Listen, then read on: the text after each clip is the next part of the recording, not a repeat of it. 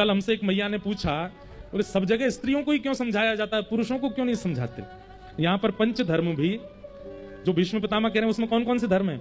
दान धर्म, राजधर्म, दान धर्मान, राजधर्मान, मोक्ष धर्मान विभागस, स्त्री धर्मान, भगवत धर्मन, समास व्यास योग्यता, ये पंच धर्म बताए गए। यहां पर भी स्त्रियों को ही समझाया गया। बोले मानस जी में भी गोस्वामी जी भी स्त्रियों को ही समझाते हैं। बोले मंच पर कई वक्तागण हैं, वो यही बताते रहते हैं बहुओं को कैसे रहना चाहिए, बेटियों को कैसे रहना चाहिए, लड़कियों को कैसे रहना चाहिए। कभी महाराज जी किसी बेटा को क्यों नहीं समझाया जाता? किसी जमाई को क्यों नहीं समझाया जाता? किसी पिता को क्यों नहीं समझाया जाता? हम ही लोग क्यों समझने को बने? तो हमने यथामति यथा योग्य को उत्तर दिया। मैंने कहा मैया देखो, जब मां बाजार जाती है ना और उसके दो बालक हैं, एक बड़ा एक छोटा, तो जब बालकों के हवाले घर छोड़ के जाती है बाजार, तो किसको समझा के जाती है? छोटे को कि बड़े को?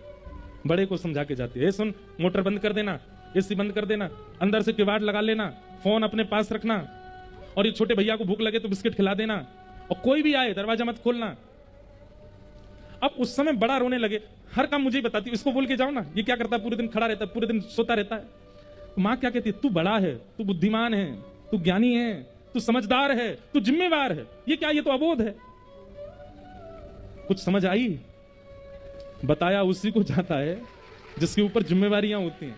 जो संभाल सकता है उसी को ही जिम्मेदारियां दी जाती हैं।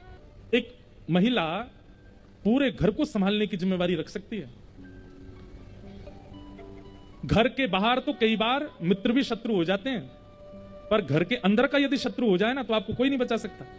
और घर के अंदर का सारा कार्यभार केवल मां के हाथ में होता है। इसलिए आप इसको अन्यथा मत लिया कीजिए कि आपको ही क्यों समझाया जा रहा है, आपको ही क्यों बताया जा रहा है, सारे व्रत माताएं क्यों करती हैं।